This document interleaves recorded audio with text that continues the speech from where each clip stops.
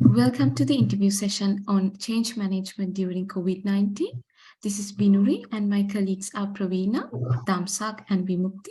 We are following the Masters of Information Technology Enterprise Management at University of South Australia. Please note that this interview session will be recorded for the course followed with provisions and will be used only for study purposes. On behalf of everyone, let me welcome our valuable resource person, Mr. Hasanta Senarat, Software Release Manager, IBM Australia. So without further delay, let's get started. Thanks for inviting me for this session as well. I'll give a brief statement of what I'm doing. So I'm currently managing teams in terms of software release. So majority of my work is related to change management and improving things. So that's in general what I'm currently doing at the moment. Thank you, Asanta. So first, let's focus a bit on the HR related questions.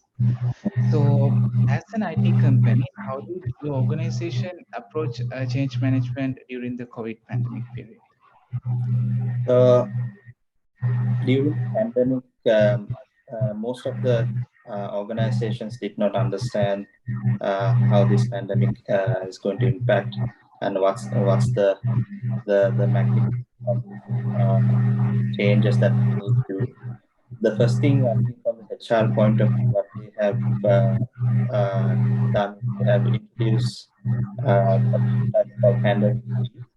So it allows the team members, in case of a medical situation, so they can, take leave. So makes team members aware that there's some compensation for them as well.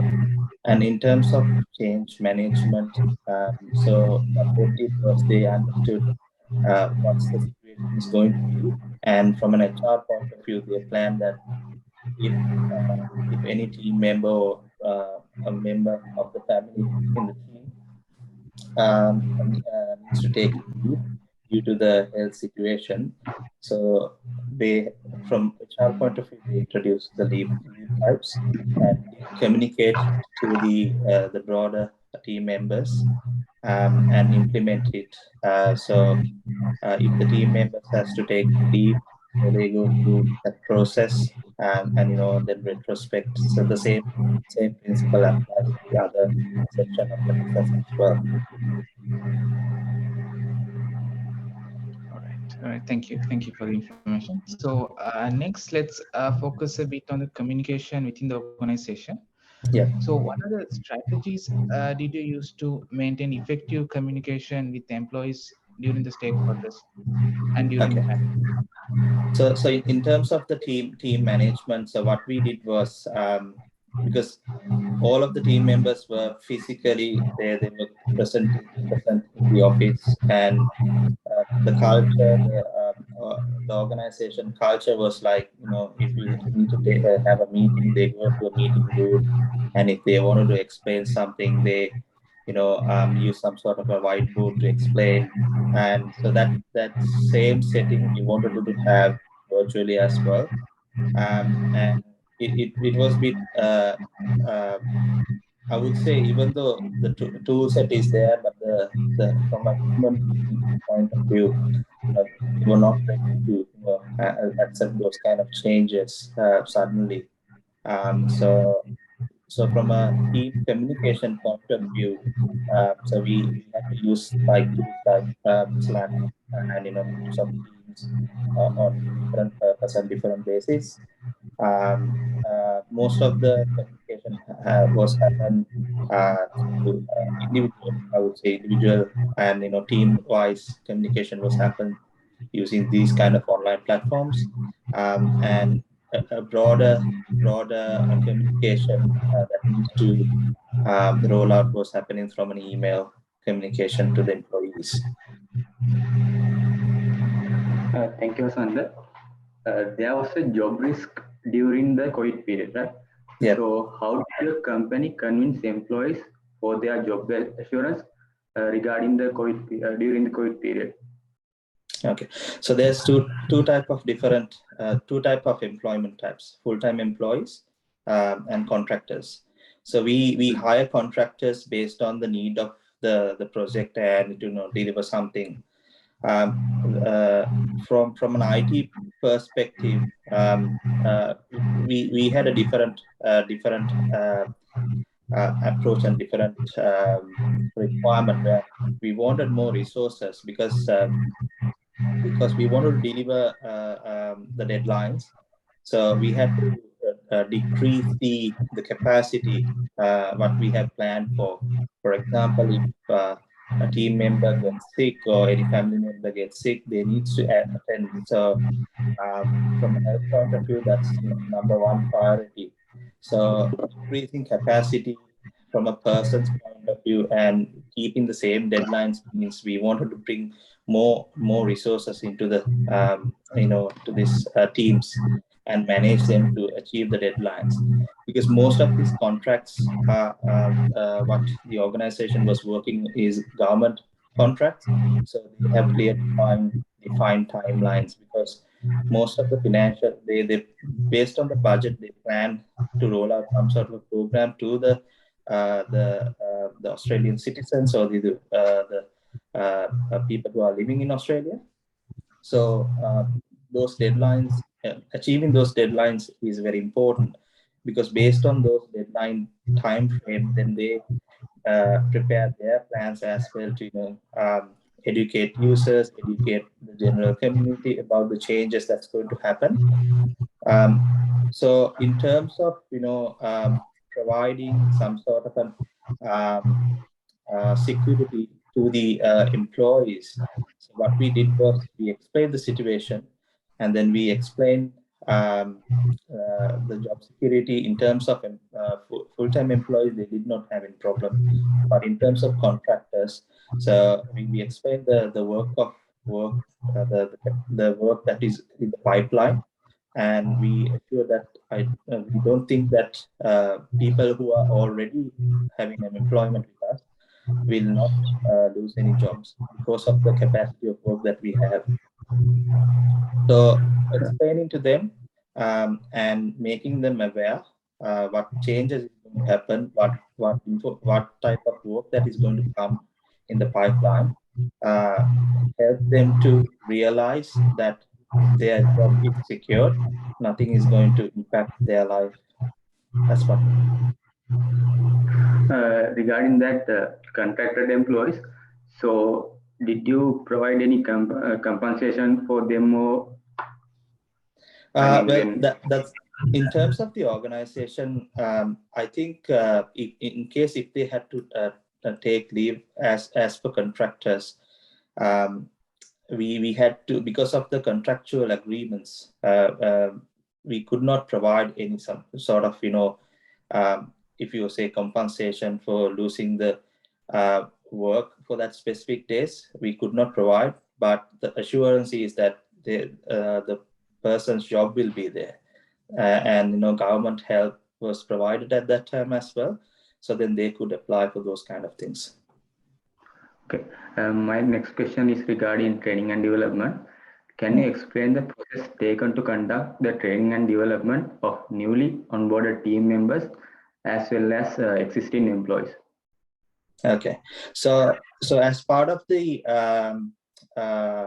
employees goals or quarter commitments or yearly commitments, they have a minimum number of training hours needs to be completed. In IBM Australia, it's about 40 hours per year, and it goes on. So, and people can, so we have our own portals where they can do certifications as well. So as part of the KPIs, they adhere to those activities. Plus, for new team members, to get them on board and make them comfortable and make them aware how we operate and how we work. So what we did was, introducing a team member as a buddy, and in terms of any questions related to any immediate questions related to non-HR questions can clarify with that person. That person will help to onboard, setting up environments, identifying the documentation or any user guides or anything like that, helping them, in terms of if they come with a difficulty to log into an online portal. So those kind of activities, non-urgent activities, there was a person assigned to the new team member to make that person comfortable and, warmly welcome as well. Thank you, Asantha. So next, let's focus a bit on how employees manage the stress within the organization. So as a manager, what are the actions taken by you to handle stressful situations within the employees as well as within the teams? Okay, so the first thing is why we get stressed is because either we cannot commit to a timeline, either the person does not have the skill set to complete that specific job or the task. So we just need to first identify what the root cause of the situation, right? And for example, if that person does not have the skill set, then pair that person with an experienced person and try to reduce the capacity in terms of to reduce the stress levels of the person, because getting stress will not help the employee or the employer to be productive. So we just wanted to avoid those kind of situations. So what we did was, in terms of the environment that I work is mostly software development. So pair programming, having review sessions, and if a skill gap is there, so some sort of a skill program or some sort of a course that they need to follow and guide them. So, and as a manager, having one-to-one meetings just to have coffee catch-ups, virtual coffee catch-ups. So basically people used to go out for like 10:30 or 10 o'clock morning coffee. So they used to go out for a coffee shop and have a chit chat, have casual talks. But with the pandemic, we actually did not have that liberty of meeting people. That social distance, because of the social distances, there was a lot of impact. So what we did as a team is setting up coffee catch-up. You bring your own coffee, and setting up a small session for like 5-10 minutes. We just discuss anything around their community, the things that they do from a home point of view, what are the food or what sort of activities that they did, what's their DIY projects. So these kind of things will help the employees to reduce their stress as well, because they will have some time not only to focus on the work, but to discuss anything other than the work activities. So these kind of activities help them to reduce the stress levels as well. My next couple of questions related with technology and change management. Yeah. As first question, I would like to ask, what role did technology play in enabling and supporting change management during this COVID period? Okay, so I'll take an example. So in terms of software delivery, so most of the teams follow the agile practices.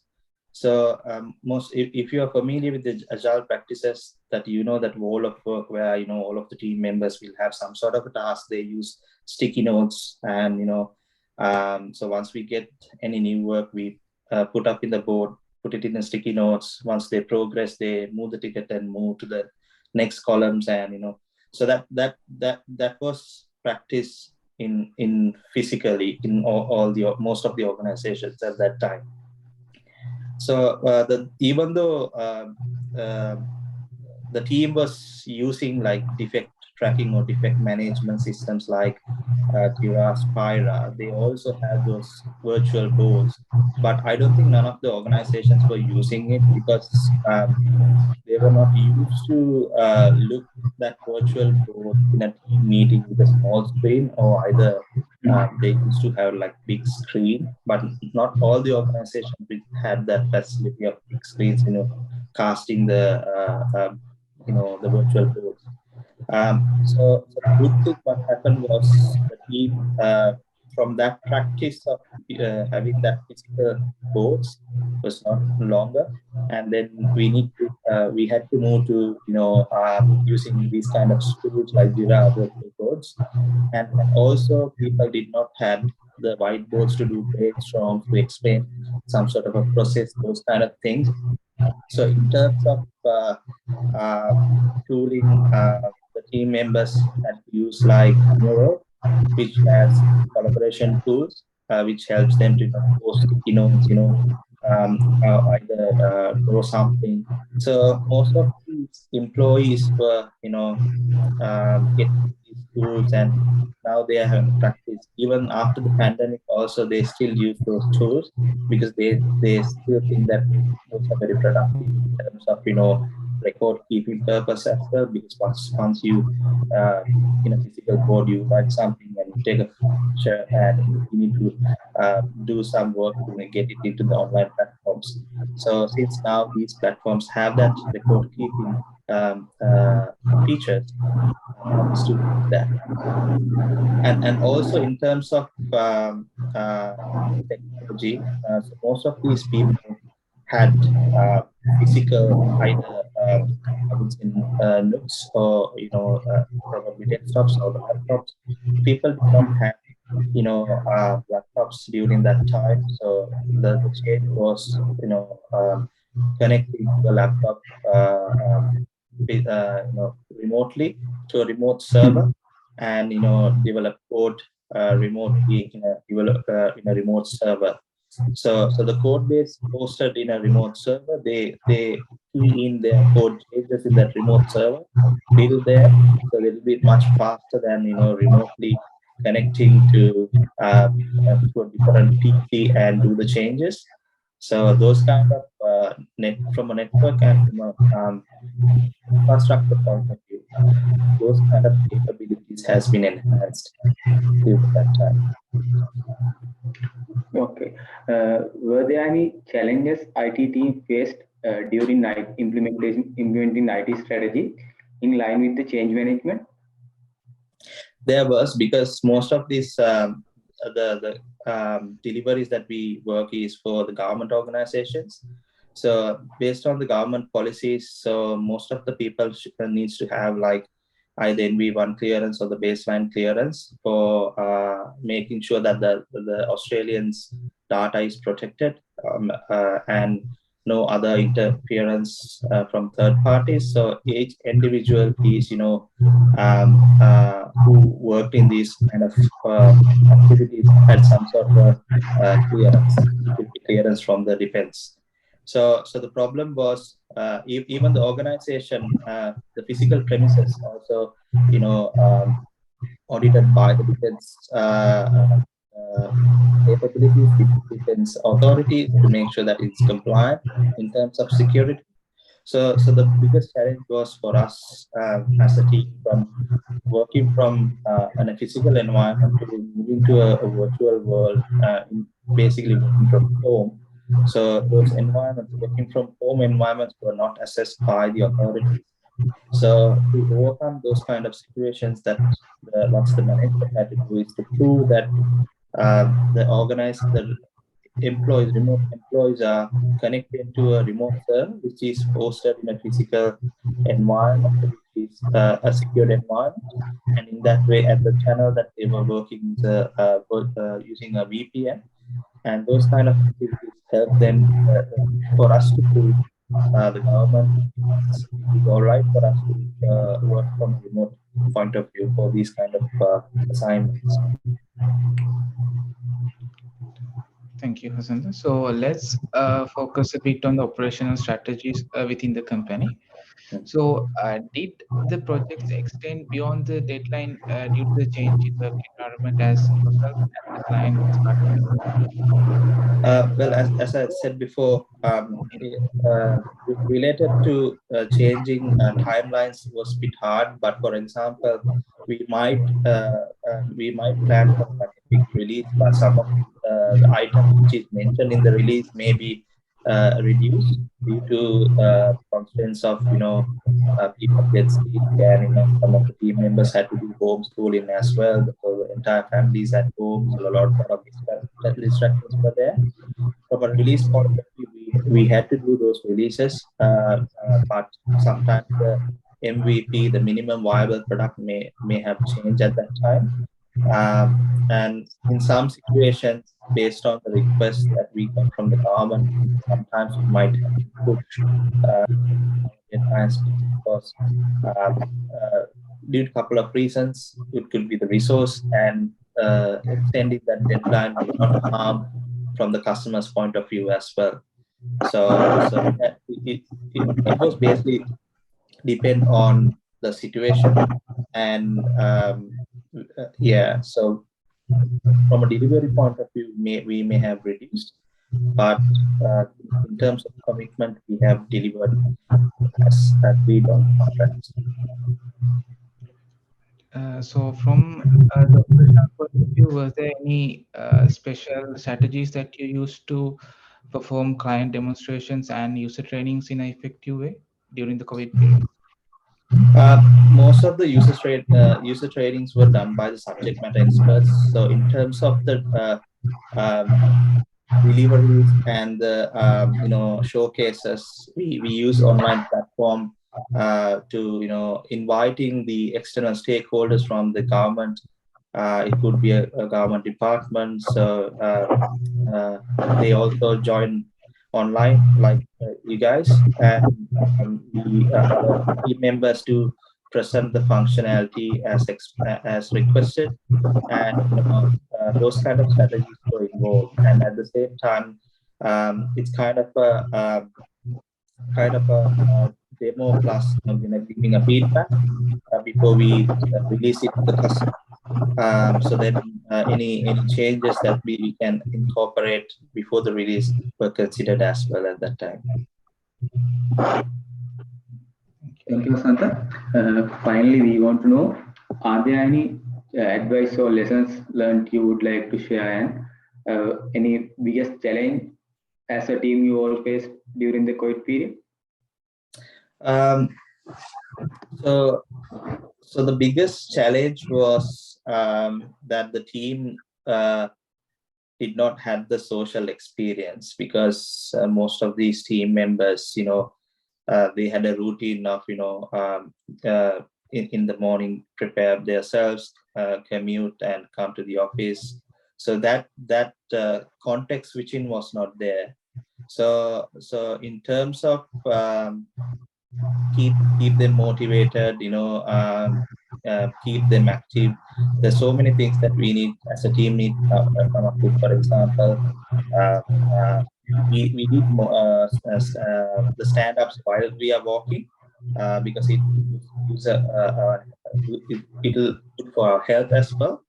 So like all the team members get together in the stand-up meeting while they are walking around there a lot.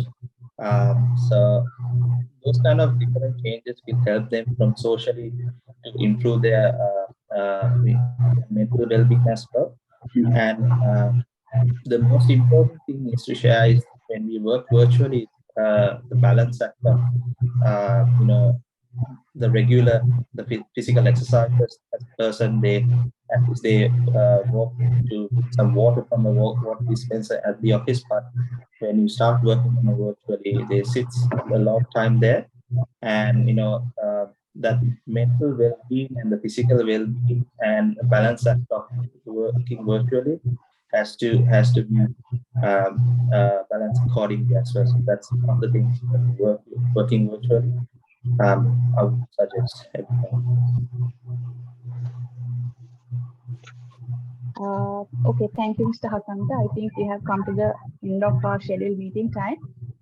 So thank you very much. I think it's a very informative and a very interesting discussion we had. So I'm pretty sure we have a good head start with our coursework as well. So thank you for your time and for sharing your experience. So wish you all the best for all your future work there. Thank you. Thank you very much. Wish you all the very best as well.